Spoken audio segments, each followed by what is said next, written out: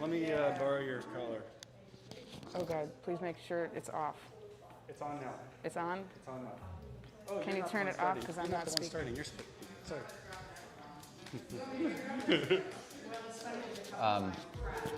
Did you have everyone sign like a photo release or video release? Or do you think it? Those are all my clients. So. I was hoping my client would come, man, or anybody that. Oh, you're right. You're hot mic also. Is it going? Yeah, we're live. Okay. Let's get everybody together.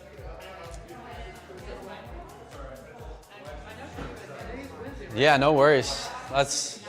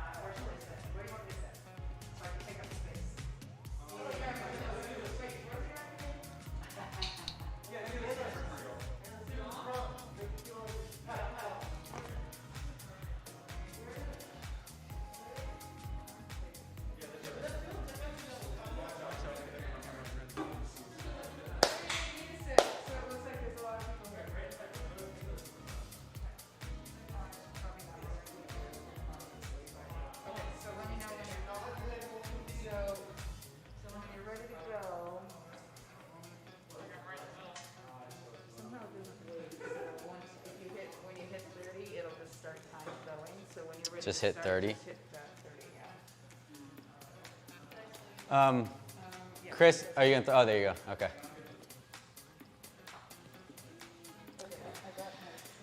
All right, you guys ready? 1 second, Gina, can you give me my water bottle, please?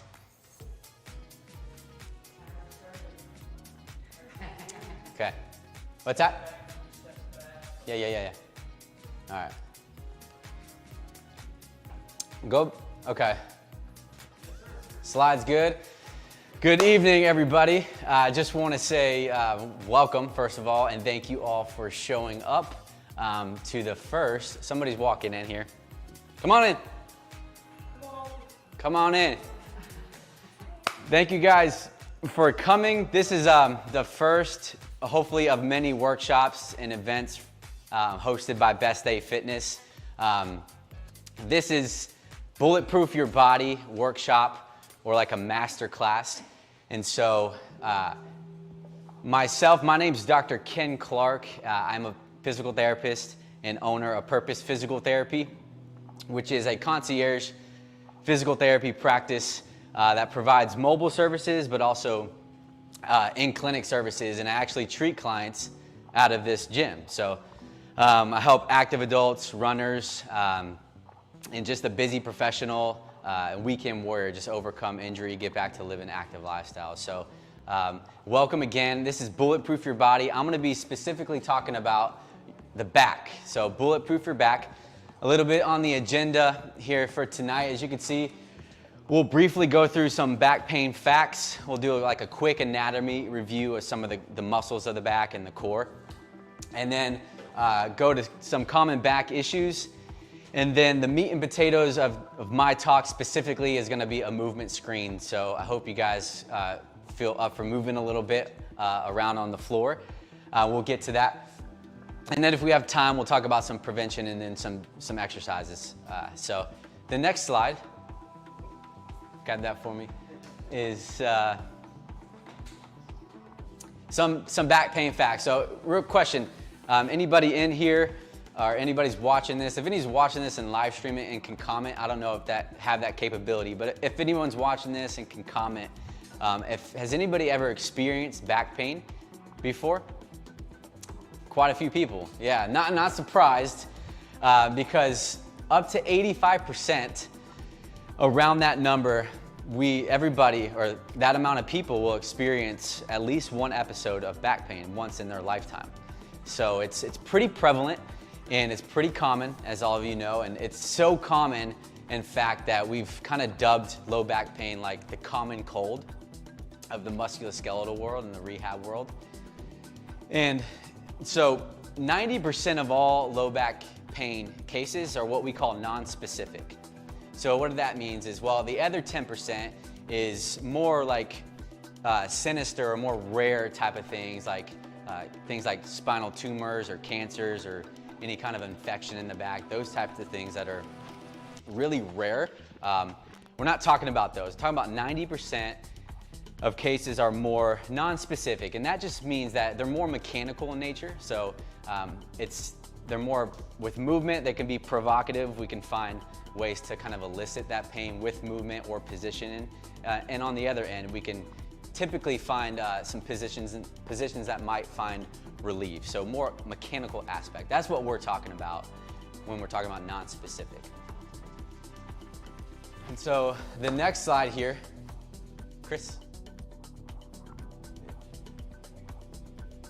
A little bit of anatomy review. I'm not going to spend a ton of time on this, but of course we got the bones, some of the muscles, some of the discs and the nerves.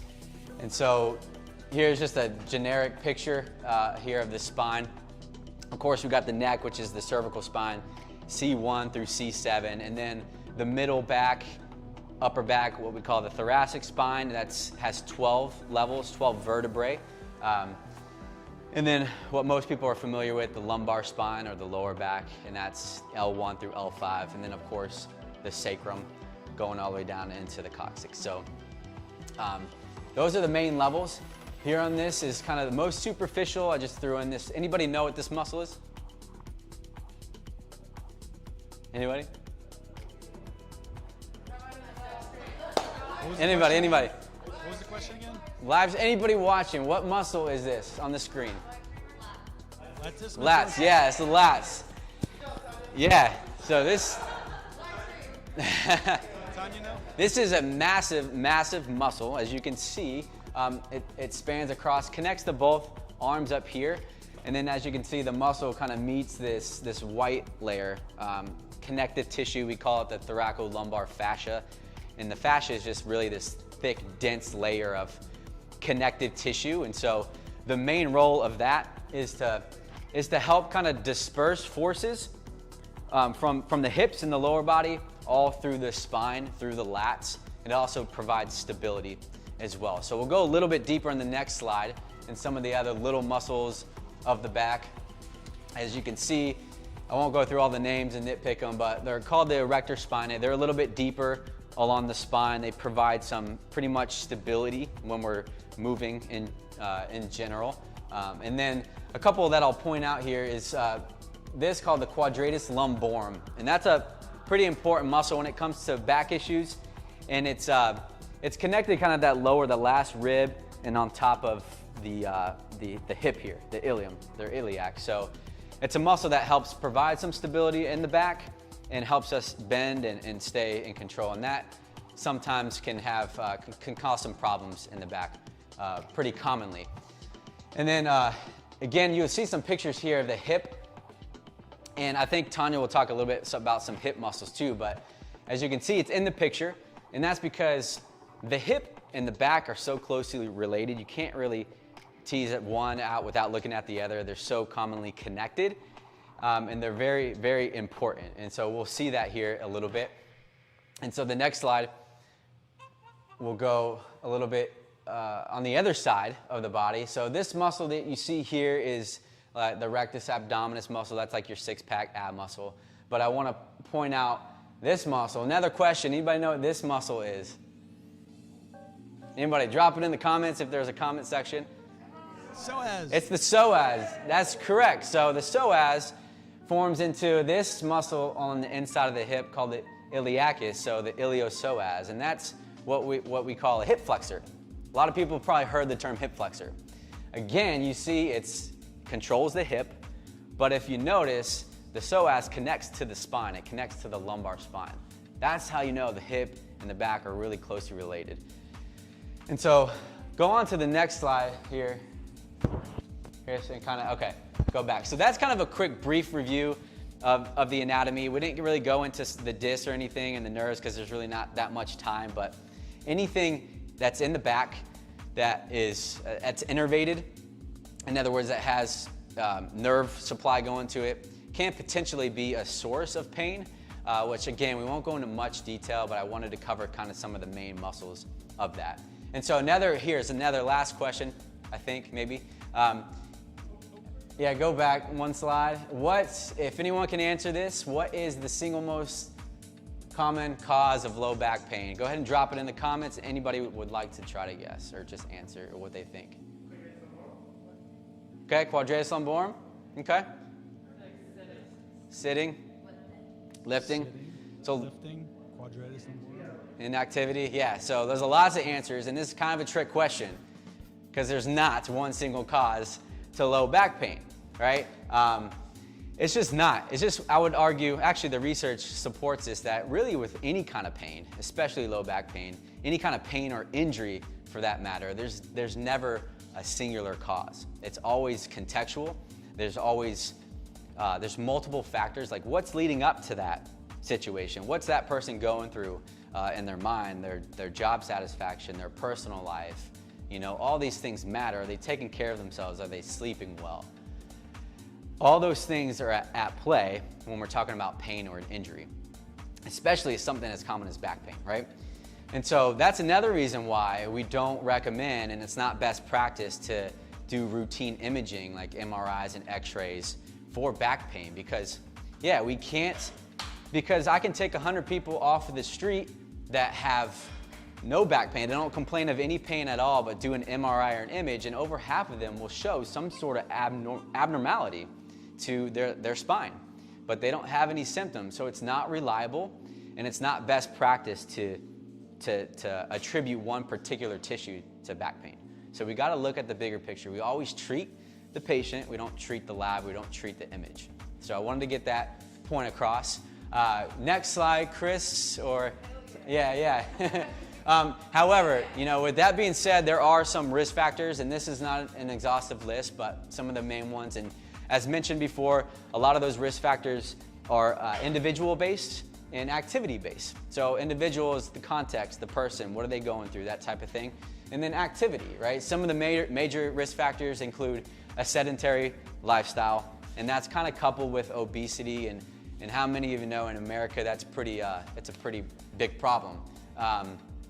And so the ACSM recommends 30 minutes at least 3 to 5 times a week of moderate intensity. And moderate intensity is a certain percentage of the heart that you're working at. So it's quite, and it's not a lot, but you know, how many know most people don't get that, I would argue, in America. So that's a problem. There's some evidence that supports just people working very labor-intensive jobs and heavy machinery and that type of thing increases risk for back issues. And of course, previous episode, if you had a previous episode of back pain, then you're more likely to have another one. And then one of the biggest ones, if not the biggest, is the presence of other psychosocial coexisting issues like anxiety and depression. Those types of things are huge. And so with that, go ahead and next slide. I think this is kind of the main part. And this is, you know, along with those risk factors, we do see some common impairments that are associated with back pain, such as maybe some tight hips or weakness in the core, weakness in the hip flexors, and then some control as far as movement and that type of thing. That aren't causes, but they're correlated. And so I put together this movement screen, and you guys can grade yourselves, but it incorporates some strength, some mobility, and some control. And we can just kind of score ourselves and see how well we do to kind of assess your overall general risk. Again, it's not black and white, but it gives you kind of an idea where you're at. Okay, so the next slide, we'll get into that. If you guys are willing, anybody watching this, you can try this at home. The first one is called a hip hinge.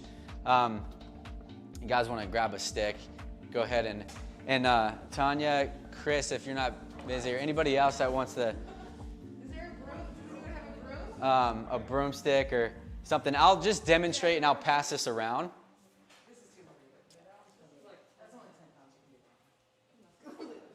Yeah, so, yeah. And I'll just. I like the grittiness of having a broom. Yeah, I'll just demonstrate and I'll pass this. So you guys can practice and I'll walk around. But what you want to do is the hip hinge is going to look at. Just make sure this is clear, and then Okay. I'll see you. Yeah, perfect. And I'll turn sideways. But what you want to do, this is going to test hamstring length, right? Flexibility, but also some coordination. So what you want to do is you're going to set up with the stick. Of course, if you have painful shoulders, this might be hard, but you want 3 points of contact. So you want the stick to touch the back of the head, right? Back of the head, the middle of the back, and then the lower back and the sacrum area. And so feet are about shoulder width apart. You want them slightly bent. You know, you don't want to squat into it, but you don't want them locked out either. So a little bend. And then from here, you're going to hinge forward, right? And so the goal is to not lose any of the 3 points of contact with the stick. So in other words, when you go to hinge, you don't want the back to pop up like that. You don't want it to come off your head or overarch your back, okay? So you get 1 point if you can just perform that movement. 2 points if you can get close to 90 degrees without losing any of those 3 points of contact. So that's pretty good. You want to try it? Did you do it already? So that's pretty good. Good hamstring length. Not all the way straight, so a little bit of a soft knee, I call it. So it's not a squat, but it's not locked out. Just a little bit of a bend, and you're just going to hinge at the hip. So 1 point if you can do it without losing 3 points of contact. Thank you for the helpers walking around. Michelle, you got it? You got it? Pretty good. Yeah. So you get 2 points if you can do it without losing that, and if you can get it to close to 80, 90 degrees. So that's the first one. If you got any questions, we can go through them afterwards too, but we'll probably be able to look back at this as well and see what you guys score. The next slide is the supine knee to chest. So if you guys don't mind laying on the floor, or if you want a yoga mat, grab a yoga mat, it's up to you. But what this is going to test is the length of the hip flexors, right? So you want to lay on your back, and I'll demonstrate again. And you want both of your legs and the back of your knees to kind of rest on the floor here, right? So we're good there, and then we're going to lay back. There's multiple ways to do this, but this is a simple way. And so your legs are flat. You want to start on one side, bring it up. It's hard with pants on, but bring it up and kind of hold that knee up to your chest. If you can do that without the leg on the opposite side or the knee coming up off the floor, then you get 1 point. But if your knee starts to come up and bend off the floor, you score that as 0. Okay? And then you switch sides and you'll do the other side. If your knee starts to rise up off that floor, it doesn't count as a point. And so we'll just kind of walk around. Yeah, and that's okay. It's a little bit, yeah. Good, now try the other side.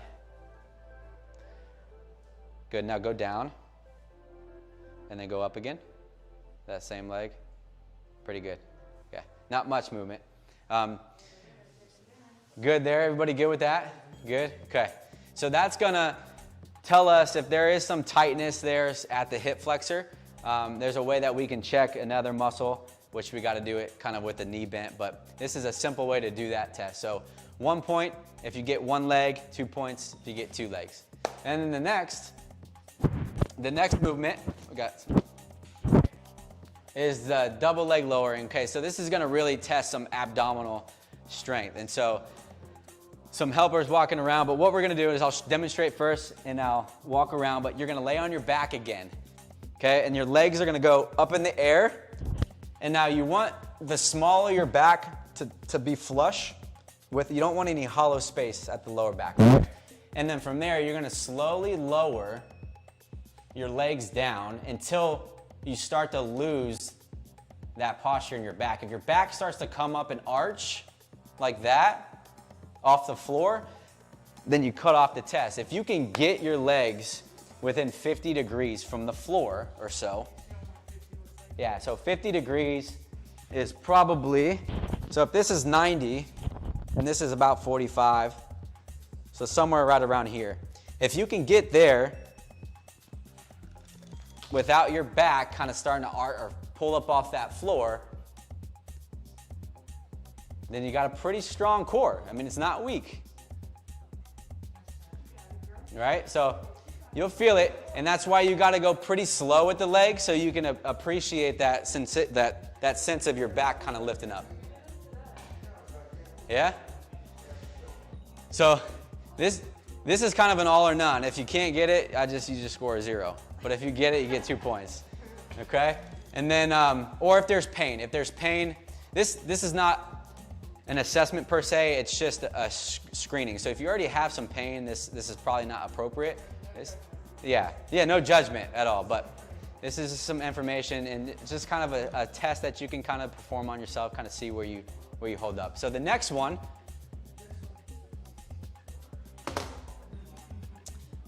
I think there's a couple more. The prone Superman test. So you're gonna lay on your belly, nice and flat, and your arms can be kind of shoulder level. Okay? All right, and then from here, what you want to do is lift your entire upper body about 30 degrees off the floor with your hands. If you can get that and hold for 15 seconds, that's 1 point. If you can hold for 30 seconds or more, that's 2 points. 29, 30. Yeah. 3, 2, 1. Okay, good. That's really going to test mostly the extensor strength, endurance of the back, and some of the upper back, just depending on what the position of your arm. So, Stop, Jerry. Jerry's is still going. He gets 2 more. So, It's like a minute later. yeah, awesome. Yeah. So if you guys doing all right on whoever's watching, drop a comment. Yeah. So perfect. 1 point if you get 15 seconds. If you can't get 30 or more, you stay at 1 point. Okay? You get 2 points if you get at least 30 seconds. And then the last, I think there's 1 or 2 more, is the hip 90-90. So again, hips are important, right, with our back health too. So you want to kind of get in this half W 90-90 type of position. So like this. So one leg is going to be like this. The other leg is like this. If you're wearing pants, it's a little harder unless they're stretchy. But if you can get like this and hold upright without having to use your hands so much or falling over, that's 1 point. Okay? And then you switch sides. Check the other side. If you can do that side and kind of hold upright, make sure those knees, try to make sure those knees are 90 degrees too. A good base. If you can get that side as well, there you go. Very good. Good. Then that's another point. So that's 2 points if you can sit upright and not fall over or have to use your hands, right? If you can do that, your hip mobility is pretty good for the most part. And rotation. Okay? Any questions on that? Anybody? Everybody good so far? Good? Awesome. We're good on time here. Next one is this is the last one. So this is the open book. It's gonna assess your thoracic or the mid-back mobility or range of motion and rotation and extension. So all you're gonna do is lay on your side and you're gonna have at least one hip. You can do both flexed up to about 90 degrees like this. This hand's out here like that. And you're gonna put the other hand on top. And then what you're gonna do from there is rotate and open up towards the other side.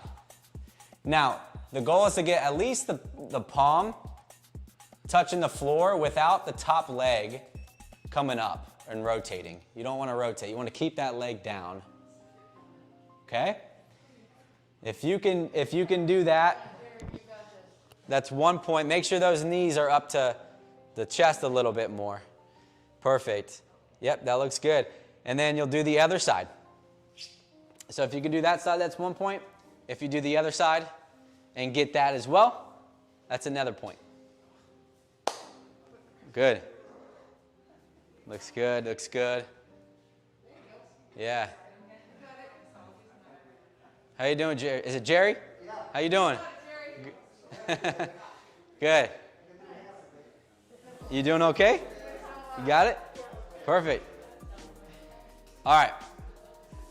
So that's kind of 6 movements, and this is not, you know, there's many different other movements that we can do. These are just 6 of the ones that I wanted to incorporate in to this, just to kind of get yourself an idea. So you add those up, right? The highest is a 12 because there's 6 tests, 2 points each. If you get 11 to 12, it's you got a pretty good healthy back for the moment, a good foundation, right?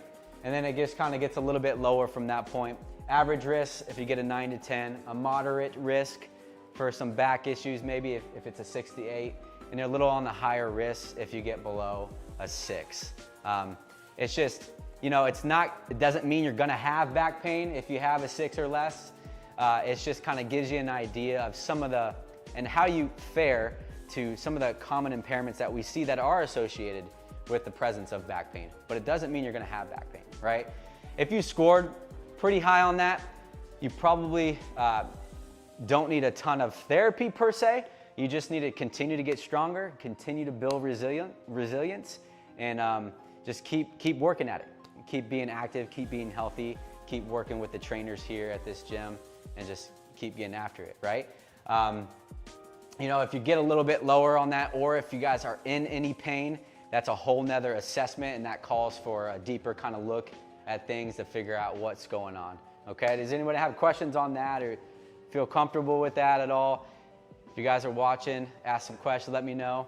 If someone does have a low score, are those the things that you would recommend they do? Yeah, so what that would say is what I would do at that point. What was the question? What was the question? Yeah, is to figure out, okay, where are we scoring lower at? What was the question? Sorry. If someone does score low, are those the recommended positions we would put them If someone scores low, are those the recommended positions? Yeah, okay, so that's a good question, yeah. So with that, we would explore more into the numbers that did score a little lower. And like I said, there's many ways to assess whether it's like a mobility restriction, or if it's a strength thing, or if there is some pain involved with it. That's something we would explore more into like an assessment. Again, and that's taken into the context of who that person is, right? It's not just about, you can't do this, you're gonna have some back pain. So we would explore a little deeper what it is that is going on. And if it's something specifically that someone's having a really hard time with, we would probably address that, because there might be some sort of stiffness there. And if you are stiff, right, if you have some mobility restriction, you can't get in a certain position, it doesn't mean you're stuck like that forever. It doesn't. We can improve those things with some work. Okay, it's a great question. Any other questions? Anybody?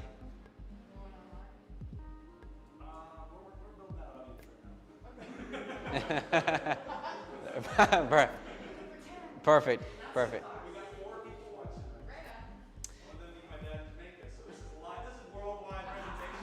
Yeah. Awesome. Well, yeah. So if somebody notices that they score low on this screening, Mm-hmm. screening that you just walked us through, what are the next steps for that particular individual if they would like to? Yeah. So that's another great question. She asked if someone did score low on the screening, and they had some concerns with that, or some pain or something like that. What are the next steps for that person? In particular, if there is some pain that you're dealing with, my recommendation is to, in the next slide, you can go to that, is to see me. Tonya's also a physical therapist here for an evaluation, right? And so typically a full value here, you can see what you get in an evaluation when you work with myself. Tonya might be a little different way, but it's kind of a similar idea. Is we kind of do an audit, a pain and lifestyle audit. What does your life look like? What are your pain points, right? Pain-free future roadmap. So we kind of look at what areas do we need to work on, and how can we work in those areas while controlling for that pain and modulating those symptoms. And then doctor's report of findings, a home body rejuvenation program, we call it, or home exercise program. And then on top of that, you have 24/7 access to your doctor of physical therapy at all times. And that's typically through email or through text. And then live feedback, of course, of movement, technique, and form. And then any modifications or adjustments that are needed, that's kind of an ongoing thing. So it's a relationship-based type of thing when you're working with your doctor of physical therapy. So typically for an hour and a half, it's around a $300, just one-off. But for those that were to attend this workshop and that did take the time to come into this workshop, $75 throughout the next couple weeks I'm offering for an evaluation. Next week I have about three spots for new evaluations that I can fit in. So if anybody needs to talk to me or talk to Tonya, we're here. Talk to Chris with Best Day Fitness. We can go through them and we can get this rolling. I have some information as well, my cards, but it's easiest to probably just go through Chris and Best Day, and we can get that set up. So that's anybody that's watching online. If you guys were to watch this back, and if you're having any issues with what we talked about, or any issues with the screening, then come talk to one of us, and let's look at that a little bit further. So that's all I have for you all today. I hope that was brought some value to you guys, and stay tuned for Dr. Tonya, who's going to bring some awesome stuff, and Dr. Michelle as well with some nutrition and dietitian. So yeah, so thank you all so much for your time. Appreciate it. Come. Thank you, buddy. Next, we have Dr. Tonya Olson. She is going to be speaking on bulletproofing your knees. Does anybody need that?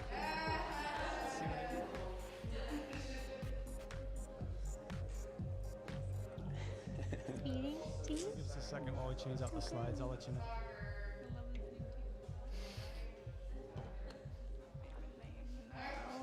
He's so good. It's mesmerizing. Oh, this thing. Oh yeah.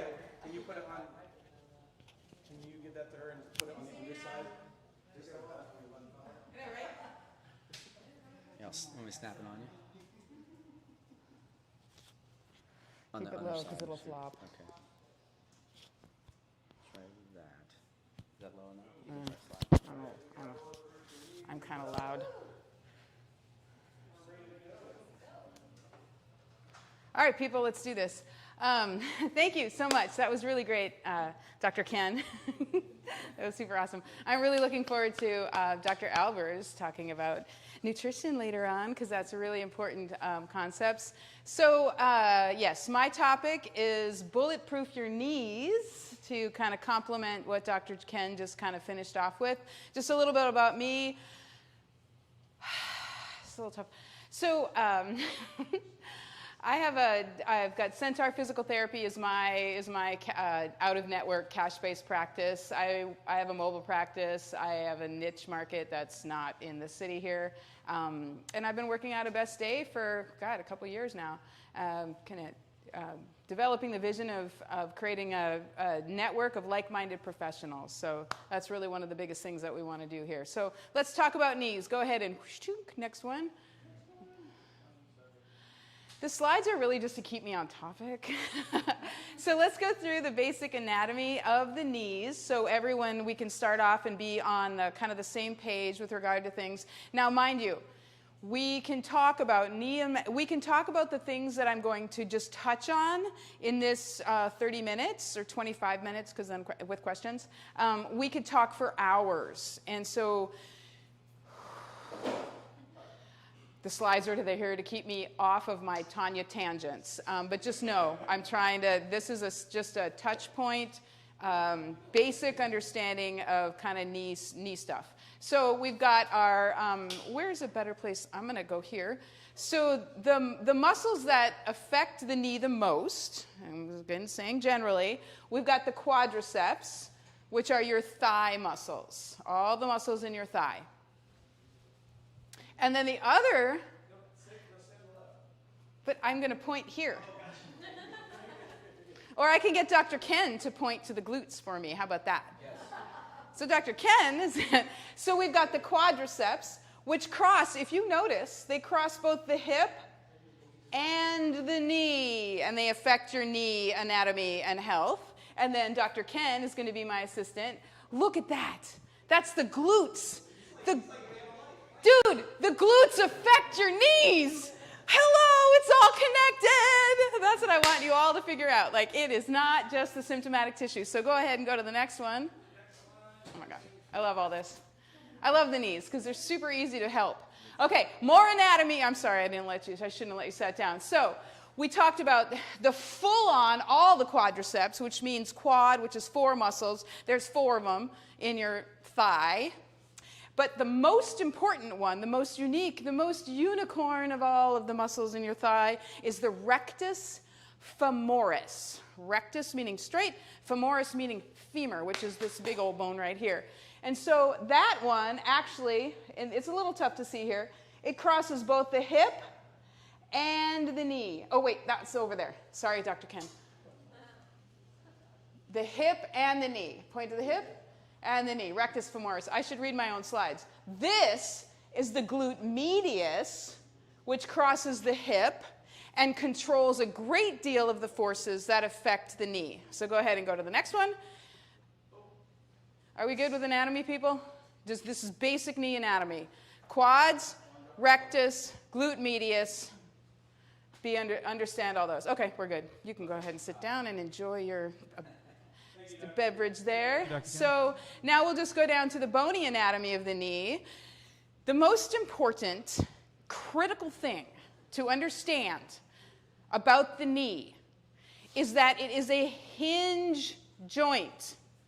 If you are opening a door, if that door is a little bit rotated and a little bit warped and wonky, do those hinges open and close nice and smoothly? A big whole lot of no happening right there. Same thing for the knee. The knee is not built to have any rotation at all in its movement. Rotation is the evil, what's a word? It's like the evil stepchild, stepmother. It's the villain of the knee, for sure. So it has been made to bend and straighten. You can just take your own finger. If you twist your finger, it doesn't feel good when you wiggle it. Okay, anyhow. Next slide, please, if you don't mind. No rotation in the knee. That is, rotation is el bado, super awfulo. No dinero, no bueno, nada, nine, niche. Okay, so I just want to touch on some common knee conditions. Next. Now, there are quite a few others, but I'm only going to go through go ahead. You can hit the next one, please. Thank you, Juan. I would like to point out our faithful assistant. I've got Dr. Ken here in the front, and I've got Juan handling the logistics in the background there. This is fantastic. Our executive producer. Next. It's tough because I'm a lot to kind of manage. So a couple of common, sorry, I was just talking. A couple of the more common issues that people have with knees would be a Patella femoral syndrome, which sounds there's a lot of words, but it's really super simple. Patella is the name for the kneecap. Femoral, it refers to femur, which is your big thigh bone. And so you can kind of see the redness there, which is where the femur, the thigh bone, and the kneecap are specifically built. When you were growing in your mother's womb, they were built to be completely in simpatico. They were developed to be moving completely together in synchrony. So your thigh bone has a groove in it that's exactly the same shape as the back of your kneecap. And when they are in alignment, when they are moving together like they were built to, which requires zero what? Yeah, and there's no rotation. They're wandering in that nice little canal. They're working together. They got this. They're making it happen. There's nothing red in there at all, okay? So that is patellofemoral syndrome. When there's rotation introduced into when the knee is moving, the femur, the patella, the kneecap can be riding, most often it's riding high. And so if you're in line with each other, you've got lots of wide, broad base of support, super juicy. Only the cartilage is rubbing together, and cartilage is made to break down, is made to absorb friction. Everything's amazing. When that kneecap moves, or when the femur, the thigh bone moves under the kneecap, because the kneecap is the victim. The kneecap cannot move on its own. It's just trapped in your quadricep tendon. It's just it's inert. So when that kneecap, or when your thigh bone rotates, what did I just say? When it rotates, it's not in sync with your kneecap. And now you've got it's like somebody stamping on you with a stiletto heel. Is that going to hurt more than if somebody stamps on you with just a work boot? Now, if it's a steel-toed work boot, that's going to hurt a heck of a lot. But that's what happens with the patella femoral kind of stuff. The femur, or your thigh bone, isn't doing its job. It's not where it needs to be to support your back of your kneecap. So that's the nuts and bolts of that. So go back. We got to talk about the IT band syndrome, often known as, what do you guys call it? Runner's knee? Jumper's knee? Who knows? Anybody? Yeah, okay. Iliotibial syndrome. Okay. This is where I get a little off track here. We'll talk more about. I know, right? Okay, we're going to talk about the anatomy of this as well. So the IT band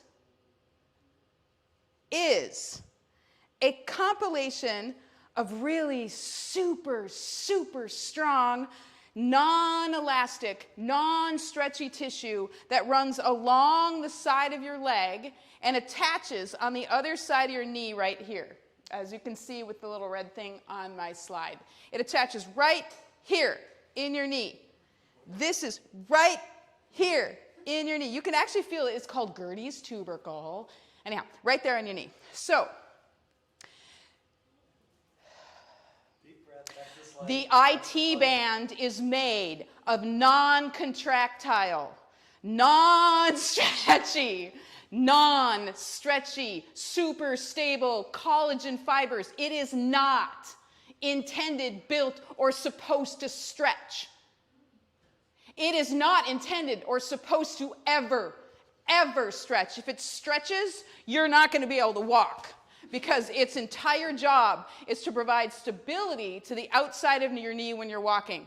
It's supposed to provide stability to the outside of both your hip and your knee while you're walking. Anyone who tells you that you need to stretch your IT band, you need to fire them and move on to somebody who knows that IT band cannot be stretched.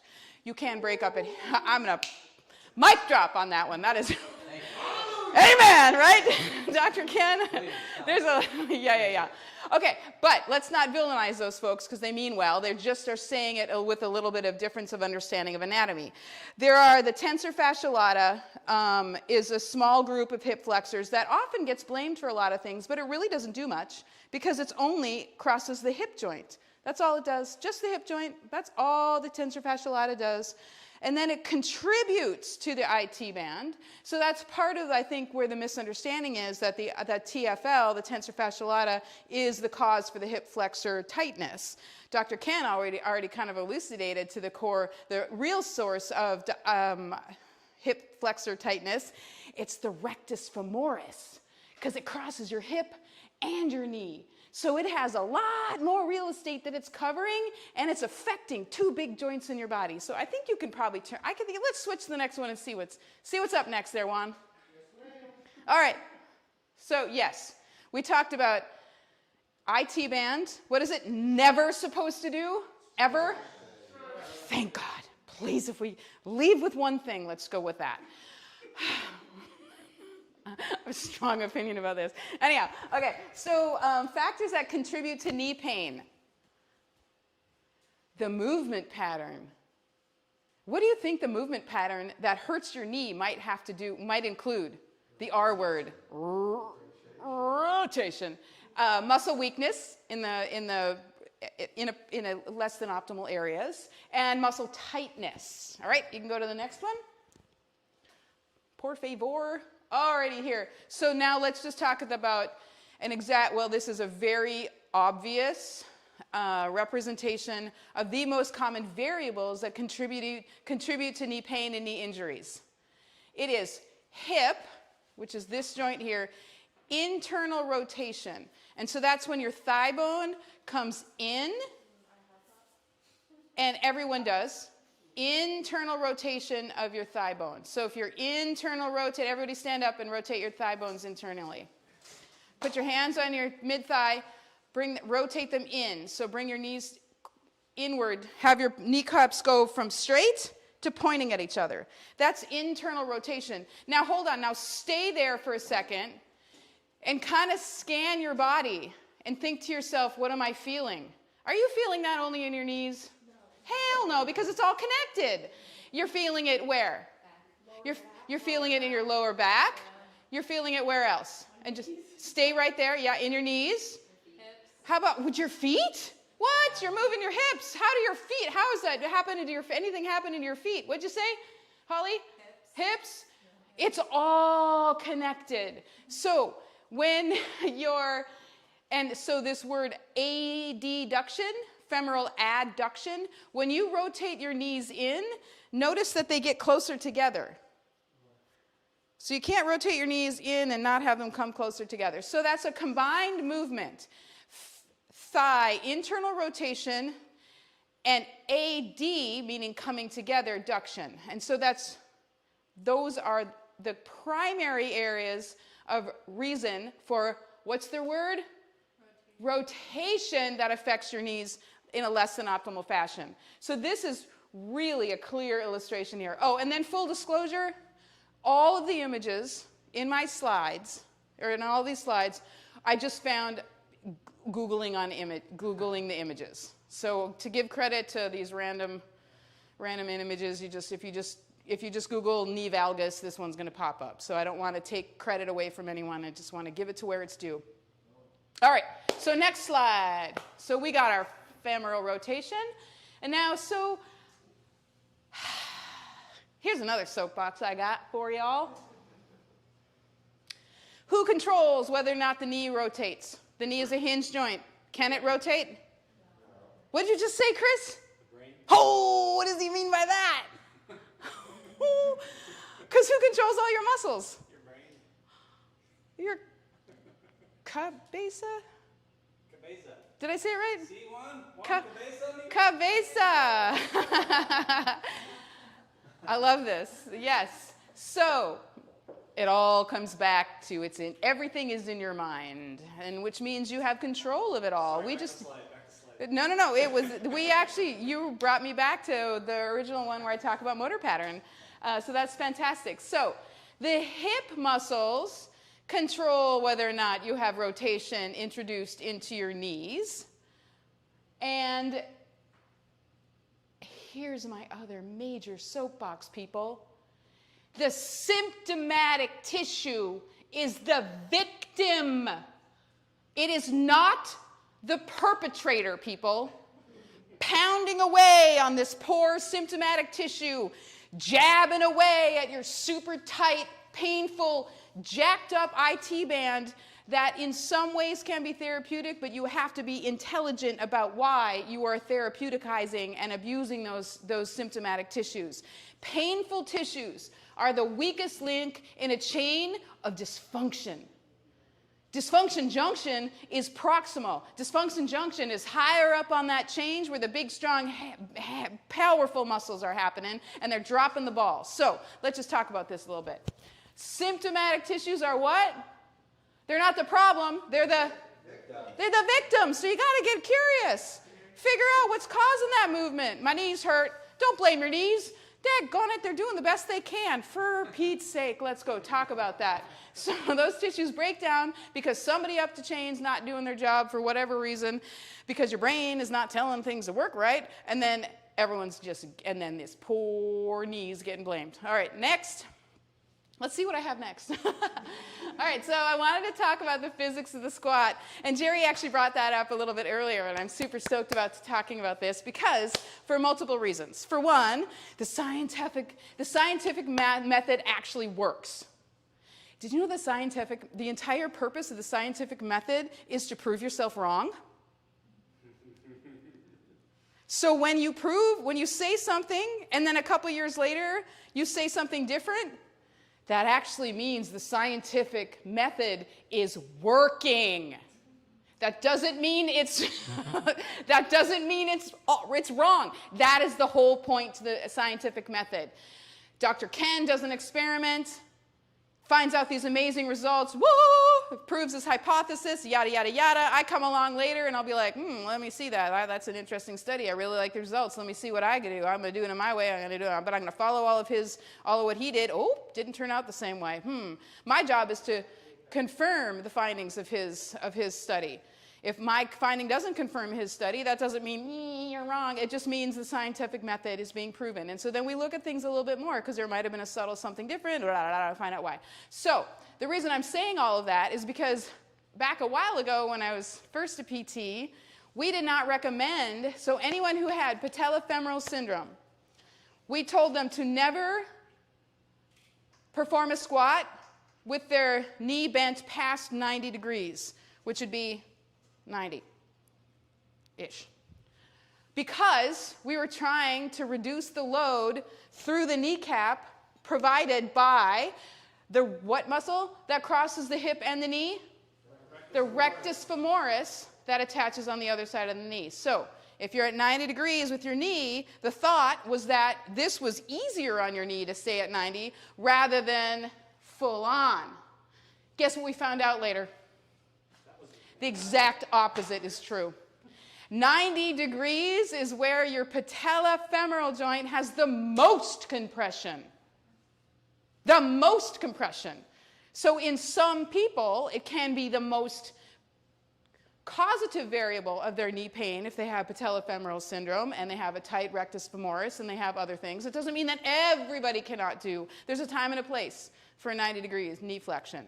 Time and a place, people. You just have to understand the variables. So you're saying that when they go to 90, they're actually going to their weakest, most vulnerable spot, and they're like, that's what they're working towards?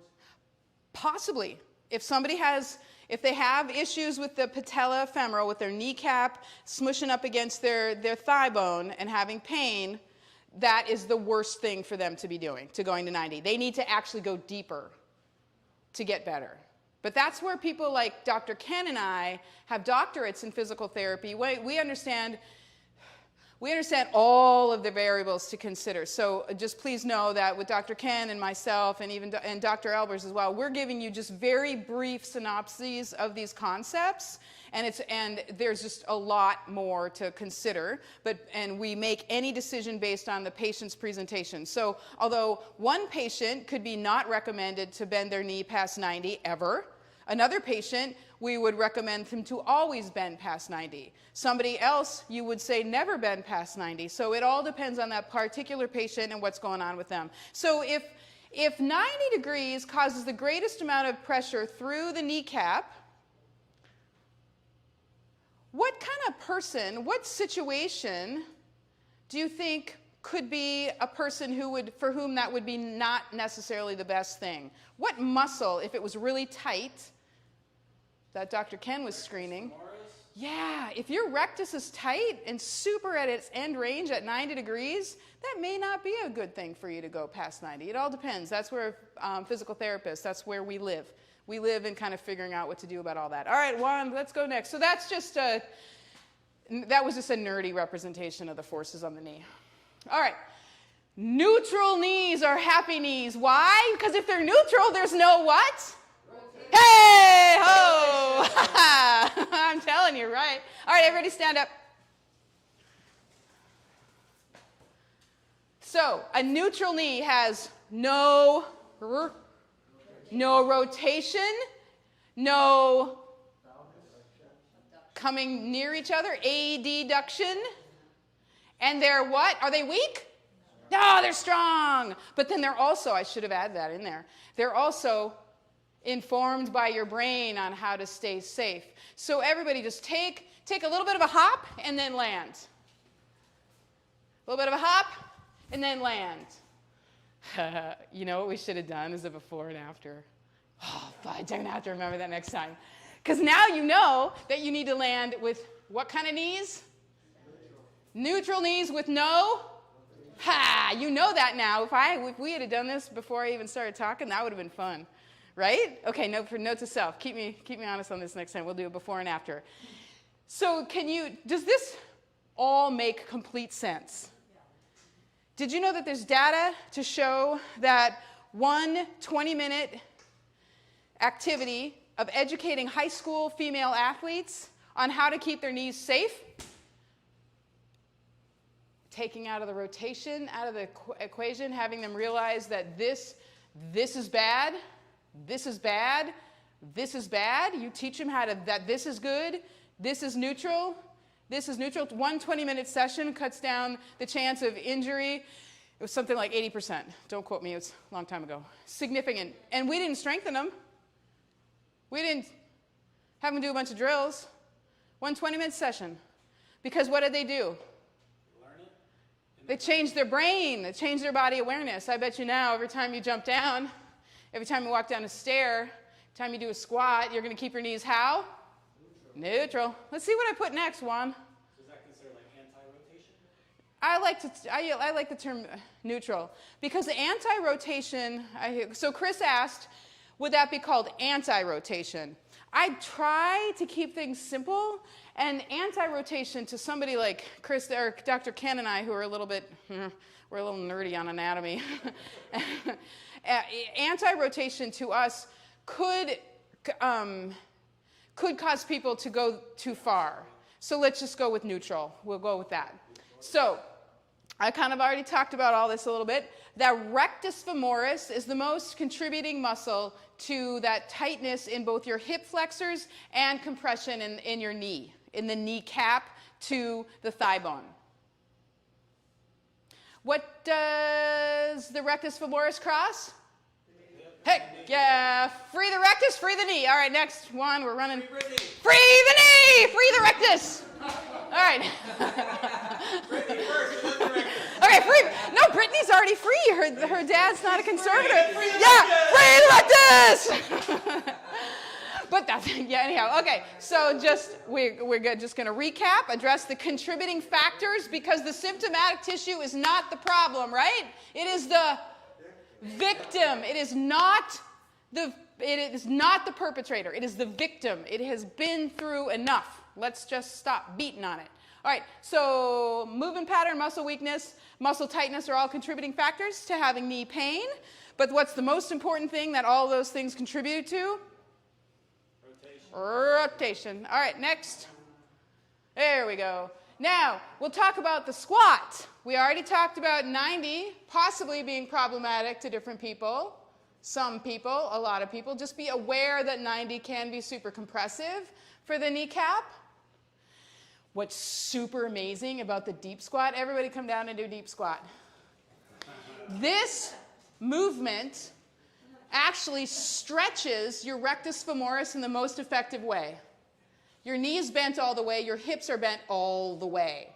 So if you move dynamically from straight from a CrossFit phrase, ass to grass, you are actually going to affect change in the length of your rectus femoris. This is a full-on strengthening activity. You have to wear workout clothes next time. Heck yeah. So what? We're doing that with our... Oh, thank you for saying that. Okay, I've got 3 minutes. All right. Another pet peeve. There is no one way to keep your feet during a squat. Where your toes need to be is based on your personal anatomy. If anyone tells you there's one way to keep your feet, fire them. Yeah, because when I keep my feet straight, Yep. I go down into the deep squat and my Yep. hips come up. Yeah, and so that's the best way to test where your feet need to be. Just ass to grass it, and you'll find out where they need to be. The hip, where your feet need to be, is based on the anatomy of your hip, your pelvis, and the ball and your thigh bone. The ball is in the socket, and it does like this and like this. And then the socket is like this or like that. There's all different math that you need to do to determine whether or not your feet need to go straight forward, whether or not they go way far out. So just squat all the way down, and that'll tell you where your feet need to be. All right, Nick. Oh, I like the squats. We talked about the quad dominant or the hip dominant. I know we got to wrap it up. Got 2 minutes. So, wait, no, go back. come back here. Come on down into your deep squat, people. And sit back like on the left. Sit back like the guy on the left. Straighten your back, like sit up. And when you stand, okay, watch this joint, these joints. When I stand up, watch what is doing the most moving. If I keep my chest up, what is moving the most? Your knees, So what muscles control my knees? quads and hamstrings. Quads. Hamstrings are just, they flex your knee, they don't straighten it. So, but yeah, you are exactly correct. So this is quad dominant, and I'm exaggerating. Now, if you lean, now hip dominant, so this is where you got to know your physics and your anatomy, people. Now come on down, people, come on. Ass to grass. Arms forward, cross them and forward. Now bring your torso forward and stand up. Who drove that? Do that a few times. Where are you feeling this? Glutes, baby. Glutes, squeeze the booty. So you got to know, you got to pay attention to what you're doing. All right, so next. So one isn't correct over the other. It all depends on what your goal is. What you're working on. Okay. Yep. More often than not, it's better to manage the... Women in general are quad dominant, so they usually need to be more glute dominant, but that's just the only generalization I'm going to make. It's not a better or worse. It's just be aware that there is a difference and adjust accordingly. I got 29 seconds. So my favorite for which, if my torso is upright, which dominance is happening? If your torso is upright, Uh-huh. Nope. how about everything together? Perfectly. Knee dominant, Knee dominant, and then glute dominant. glute dominant. So if you do one exercise, you do a goblet squat where you hold the weight here, right up next to your chest. Because what does that do? That forces your torso back, forces you into an upright position, and then you get some upper body and core. If you do one exercise, a goblet squat's golden. All right, next. Hang on. I think that's the last. All right, sweet. Oh, the timer just went off. Score. Any questions from the peanut gallery? Yeah, I do have a, hold on, I do have a question. One question. So is it like really, I sit with my legs crossed all the time. So do I. Is that bad for your, Why is it? Why? rotate my knees? Guess what the answer is, since I'm a physical therapist? Yes. It depends. It depends on a multitude of factors. Does crossing your knees cause you pain? Sometimes, if I sit in it too long. So is it the crossing of the knees, or is it sitting in one position that's the problem? I don't know. Okay. I gotta think about Yeah. So there's just a lot of variables that contribute to whether or not something's needing. I don't like good or bad. It's just depending on the person. I don't know. I cross my knees. Okay. Thank you, everyone.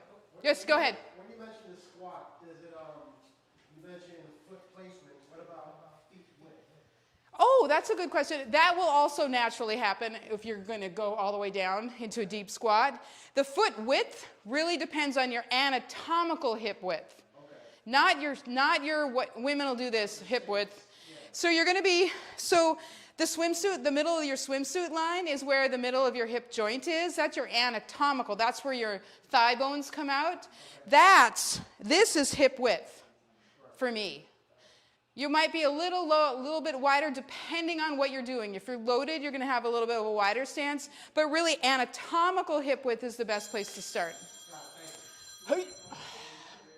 All right. Sorry, Dr. Albers is next. Here, let me go ahead. Let me get you. Thank you. Oh. Thank you, thank you.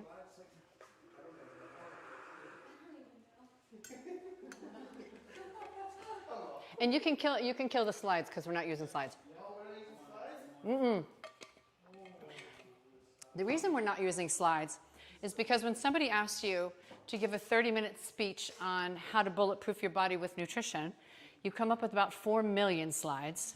and you can't get it all done. So there are a few things that I've chosen to talk about tonight that are part of this big picture. And let me introduce myself really quickly. I'm Dr. Michelle Albers. I have a PhD in nutrition from The Ohio State University. And I have done a lot of different things. I taught at Ohio State. I taught at USF. I worked at St. Joe's. Until COVID, I was presenting seminars around the country for medical continuing education seminars.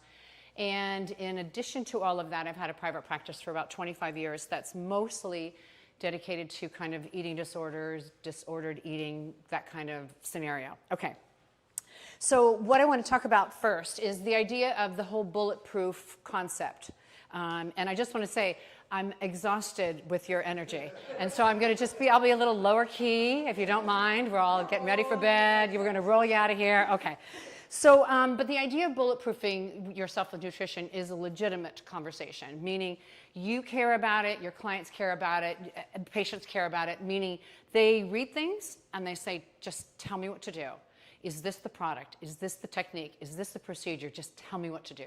And the problem is, of course, as you can catch from the conversation in this past hour, is that very few things are carved in stone. Very few things apply to everyone. And the problem with science is that you come up with generalizations. And so you say humans tend to X, Y, Z. Well, that doesn't apply to me. That's because we're talking about an average human and you are the unique human. So let's start with that concept, if you don't mind. So what we're going to do is two particular things I'm going to take you home with, and they're going to go on the whiteboard right here. So you'll see them in just one moment. But I want you to think about yourself, first of all, as occupying an organism. And if you've never done that before, it is really an important part of our conversation, because we've got this fabulous evolved brain that thinks and does all kinds of things and potentially takes us where we want to go and sometimes where we don't want to go. But it's housed in an organism that is relatively unchanged for the last hundreds, or if not thousands of years. Meaning, go back with me in time. If you're in a cave person organism, what does your organism care about? Let's stay alive today, let's find some water, let's find some food, let's not die. I mean, literally, that's all that it's worried about. So the agenda that comes with the organism is often in direct conflict with what the brain wants. So we might very well say, I would like to eat jelly beans all day and be the healthiest person on the planet. And you're like, that is a really cool idea, let's do that. And yet the organism goes, not happening. First of all, I don't even know what a jelly bean is. Second of all, I don't know what to do with it. And bad things happen, not good things happen. And so when you think about how this all goes, one thing to consider is that your organism is unique due to your unique DNA. So nothing that anyone says about what works for them potentially applies to you. Meaning, if somebody says, oh my gosh, this diet, this product, you must try it. I have lost 1 million pounds overnight, or whatever it might be. And then the person tries it and says, it doesn't work. It doesn't work for me at all. And you're like, well, okay, part of it is I'm not sure I believe the first story, okay, of losing 30 pounds overnight or whatever. But second of all, it's really about what is your unique composition? What is your organism asking for? And so it's really true that some of us are not great with higher or lower carbs, or higher or lower protein, or higher or lower fat. All of that is legit, but it also means that you can't make kind of the generic recommendations as I stand up here like, okay, everybody go home and please do these 3 things and you will live happily ever after. That's really not how it works. And so when you think about what our grandparents did, so go think about where your grandparents even lived and think about how they ate.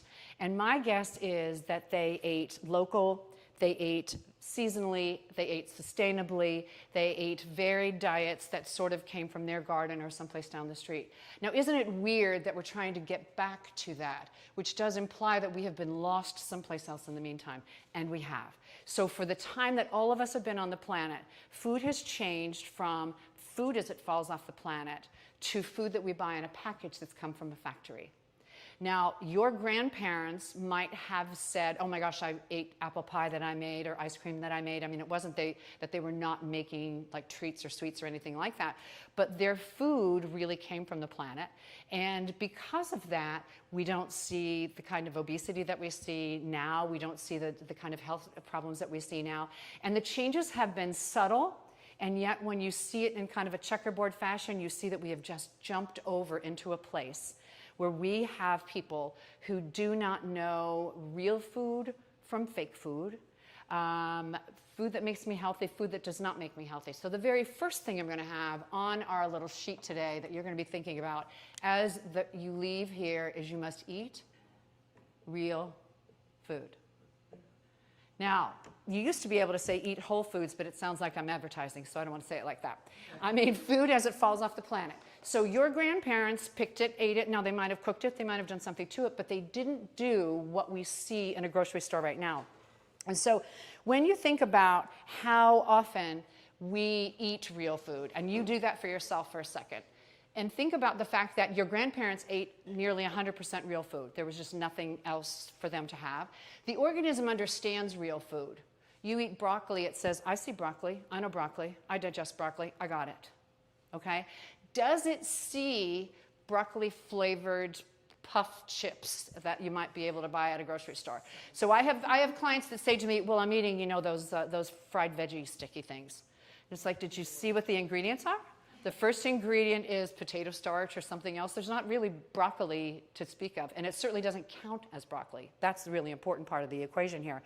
So the idea here is that when we feed the organism real food, we can rely on the organism to help us out. So the organism doesn't want to be overfed.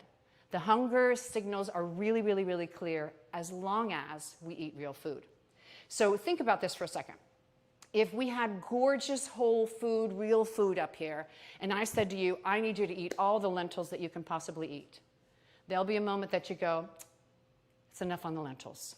Okay, I love lentils, but that's enough. Okay, now if I said to you, here's a whole table filled with hyperpalatable, highly processed food, we could eat that until the table was cleared. And because that's the thing. The problem is the organism doesn't know what to do with that.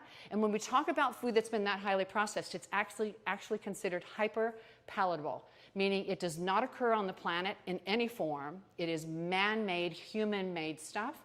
It's a combination of sugar, salt, and fat. It has artificial sweeteners and other kinds of things in it. And trust me, it came from a laboratory where somebody sat there and said, if we put this much more of this tweak to it, they will not be able to stop eating it. And that's exactly what happens. So now when you open the package and you're like, how did I just eat the entire whatever, bag of chips, thing of cookies, and you really do kind of wonder how you do. There's not a signal for all of that to stop. The organism doesn't quite know what to do with it, and it does one more really important thing. It turns on the reward pathway in your head. That's the same pathway that's there for substances of abuse and other kinds of things. So if we all had cocaine, the brain would go, wow, that is a dopamine-filled excitement thing. I love it, love it, love it. Let's go get some more. The same pathway is activated by hyperpalatable foods. And so people call them pseudo-foods. I love this one. It's called edible food-like substances, which is kind of I want you to be thinking about that because it kind of looks like food, but it's really not food. And so the problem here is that what happens is that the brain reacts in a way that we are now not in control. Okay, so the organism has now been tricked into taking us down this pathway.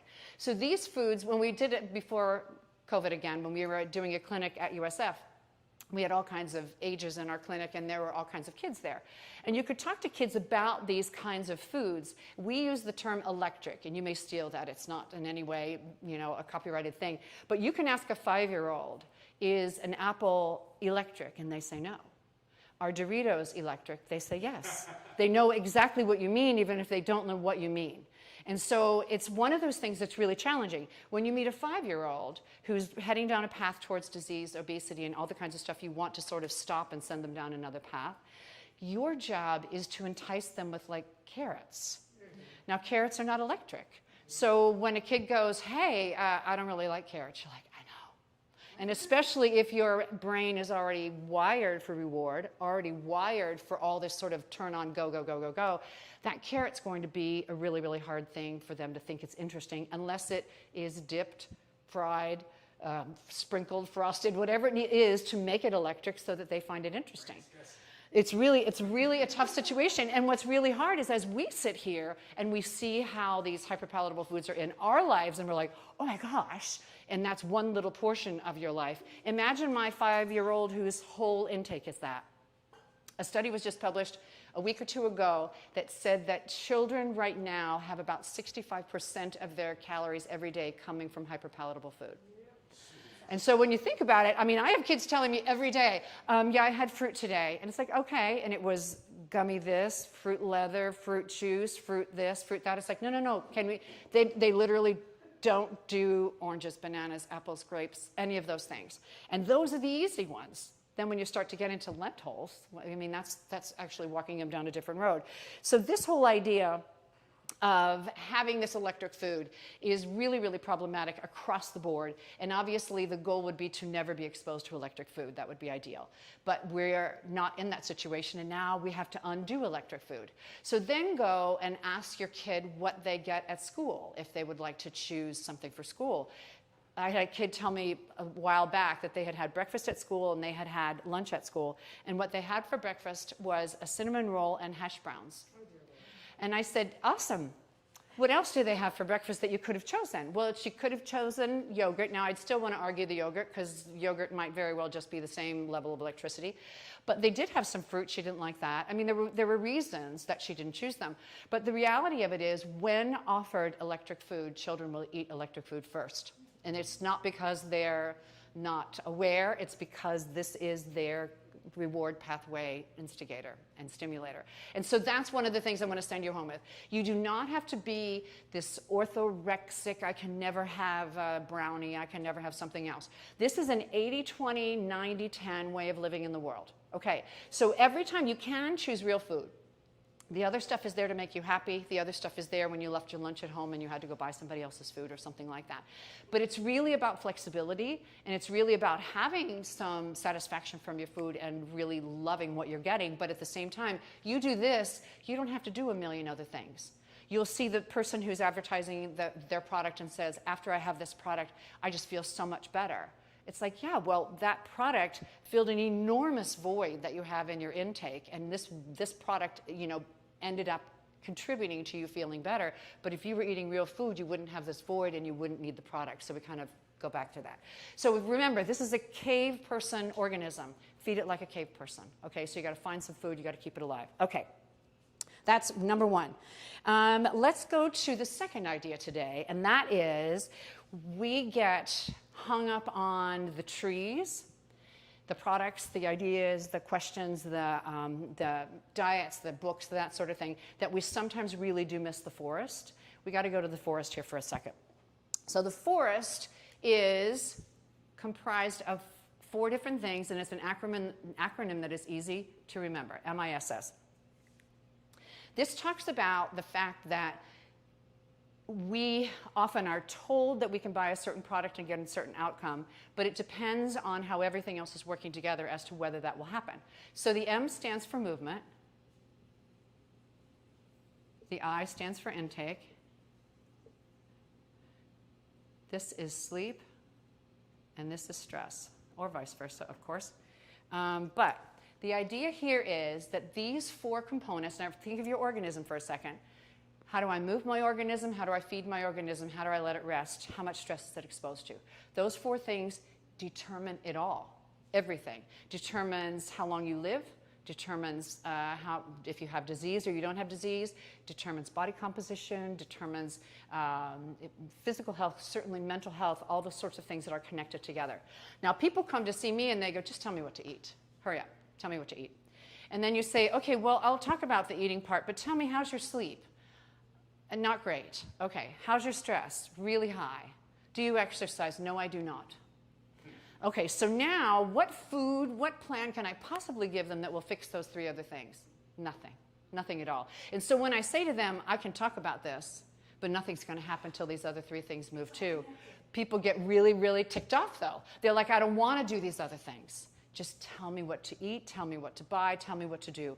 And this is where we really run into trouble, but this is where the marketing takes place. So the marketing is, I've got all these great things to offer you, just buy my little products right here and you will be looking like whomever. When in reality, none of that will happen if we're not moving appropriately, if we're not sleeping enough, and if we don't manage our stress. And so one of the things that we know is that the organism reacts to imbalance here by storing fat. So if you're a cave person, go back with me. The cave people are moving all the time, whether you're killing, gathering, whatever it is you're doing. Intake, real food, right? Sleep, sun goes down, we go to sleep. Sun comes up, we wake up. Okay. Stress, certain stress, like maybe I won't live through today, is a pretty big stress. But in the grand scheme of things, when we're looking at how this all fits to the organism, if we're highly stressed, if we're not sleeping, the organism can only deduce that something's wrong about the environment where you live. And it's dangerous where you live, and that's why you're sleeping with one eye open, and that's why you're really, really stressed and your cortisol levels are high. What happens is the organism responds, cortisol levels rise, all kinds of things happen in a nice little cascade that start you storing fat. So it makes sense to say if I'm not getting enough sleep, if I'm highly stressed, and my organism is responding to that, I'm going to store fat, and it's partially because where I am is dangerous. If we have to move someplace else, what if there's no food? Good thing I stored some fat because we're going to live once we arrive. So this all makes really good sense on an organismic level. Put it into real life right now, and you can see just how challenging this is. We're sitting here in an exercise studio, so clearly we're talking about movement. And you've had a lot of good conversations tonight about it, but obviously we're talking cardio, we're talking strength, flexibility, all of that sort of stuff. The intake part of this, obviously, real food. The sleep part of this is where we have to start understanding our organism. Every argument with our organism is lost. The organism wins every single argument. So if you say, I don't want to sleep enough, I don't care, I want to sleep only 4 hours, the organism goes, okay, but here's what's going to happen. And it has a whole little agenda of what now happens in terms of that cascade. And our sleeping matters. And our sleeping matters in the time of day, meaning if we sleep like our cave ancestors did, we should be awake with the sun and asleep with the sun. And clearly we have a 24-hour, 7-day-a-week lifestyle now that we could actually employ, and that becomes problematic with sleep.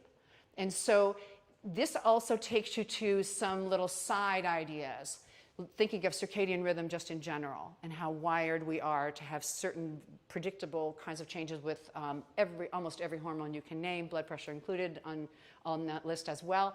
If we look at what is supposed to happen over 24 hours, if we are not eating, not sleeping, not paying attention to the sun, we are arguing with the organism one more time. So you look at things like intermittent fasting or time-controlled eating. There are lots of different names for it. But the average American is eating like 13 to 15 hours out of 24 hours every day. And your cave ancestors did not. And so if we eat when we get up in the morning and stop eating when the sun goes down, that's one of our first little standards that makes sense to the organism. You can argue whatever the other window needs to be, but if we're eating breakfast at 6 in the morning and we're having a snack at 9 or 10 at night before we go to bed, we are taking this organism someplace it was not designed to go. And so it doesn't understand, it wobbles, it takes you, again, towards obesity for sure, certainly some of the diseases that are related to that. And the stress part of this is huge. Everybody in the world gets stressed, but our job is to minimize our contact with stress and then manage whatever stress is left over. Okay, so if you've got a stressful job, change it, stressful commute, change it, but we don't get to zero on stress. And so once we have to manage our stress, then that list becomes sort of long and kind of interesting. If you just Google stress management, about 1 million things come up. Okay, so there's a lot of things that fit into this category. Sometimes our movement can become our stress management, which is like, okay, that's kind of a nice way to use my time. But the whole idea of managing stress, I can tell you, is one of the things that my clients resist the most, and I wonder if you're not the same. So on the one hand, it's like, no, stress isn't bothering me. It's like, okay, well, do you practice proactively the antidote to stress? No, I'm good, stress doesn't bother me. Well, if we're not practicing the antidote to stress, if you think about it as a balance, my stress bucket gets filled just by living on the planet. If I'm not actively filling this bucket that's the antidote to that, The next stress, the straw that breaks the camel's back, all of a sudden now I'm sick, now I'm having all kinds of challenges. I don't have any way to have the antidote to that. So people say to me, well, you know, I'll be able to like breathe when I need to, you know. That's not how it works. It's a little like saying I don't want to drive with my seatbelt on, but if an accident's happening, I'm going to slide it right on right before that accident happens and I'll be okay. You won't. Okay, so the same thing happens here. So we have to practice stress management as a proactive sort of money in the bank idea over here. So the more you can practice even the 30-second kind of breathing, floating in the float tank, doing anything on that list from singing, dancing, listening, it doesn't make any difference. Whatever it is that helps you manage that stress, that means when the big thing comes, you are resilient, you are flexible, you throw it at me, I can get out of the way. I'm not going to be standing there sort of frozen. So the thing that's important is that no product can fix the deficit in any one of these categories. And so as much as our intellectual mind goes, well, if I just buy that, then I wouldn't have to do any of this. That would be much more fun. Totally true. I'm right there with you. But we don't have anything that will replace any of these. So the hard work has to be done. I have said to Chris, I don't know, 100 times, okay, now that I'm really, really strong in this thing, can I stop? Can't you just freeze me because I did it? And it's like, nope, because you need to keep doing it again. And it seems like I don't know, that's a hard sell. You know, it's like, good, you just get to do this forever and forever on all 4 of these. Okay, so there's really no way around that. All right, let me finish by saying that this, of course, is not as glamorous, not as marketable, not as sexy as a product that you might be able to find out there. But this really, really does work. And we actually have proof of this. You know, if you say, oh, sure, I'm sure if I move and eat and sleep well and manage my stress, I'm sure I'm going to be better. Well, all you have to do is look at Tom Brady. So Tom Brady, as the unicorn on the planet, everyone's like, okay, he can't really be that good. He is. He can't really be that old. He is. Okay, how is he that good? Interesting. All you have to do is Google what Tom Brady does. Shockingly, does all of these things in a beautiful fashion. So clearly his movement has been designed for him, for his unique body, his unique performance, preventing injury, all of that. His intake is a whole mess of real food. He does evidently drink avocado tequila, at least that's what he was drinking at the Super Bowl party. But he does the whole thing about real food. So, you know, all kinds of greens and nuts and seeds and all that sort of thing. Do you know what his claim to fame is? He goes to bed at 9 o'clock and wakes up without an alarm clock at 6 o'clock every single day. He says that his sleep helps him manage his stress. And on top of that, though, his stress management is pretty interesting. He does meditation, and he does it in a way that he's been taught a neurofeedback kind of a process where he consciously tries to calm the amygdala in the brain, lower the cortisol levels as a result, and he tends to be able to manage his fear by his little superpower of understanding how this all works, which is kind of amazing. And he does meditate, and he floats as well. So when we're sitting here thinking about bulletproofing a body with nutrition, that's like the shortest version I can absolutely think of. But there are some really good things to take home individually. Find your real food. Make sure you're optimizing all of these aspects. And if you really want to do it, you too evidently can be Tom Brady if we just do everything that he does. Okay, now you got about 3 whole minutes left. So if you've got questions, I'm happy to answer, or we all good? Thank you very much. Thank you very much. Thank you, thank you, thank you, thank you. Thanks. What's one change a person can make tomorrow morning? One change. Heck yeah. I mean, that's absolutely the thing. And the point of it is, too, that you don't have to give up stuff that you love, but anything that's processed, just move it back one step. Okay? Don't do the highest process. Just keep coming back a step, a step, a step, a step. And then you'll start to, you know, those will be your favorites, and then they'll be easier to eat, that's for sure. Okay. Thanks, guys. Thank you. Thank you very much. Thank you.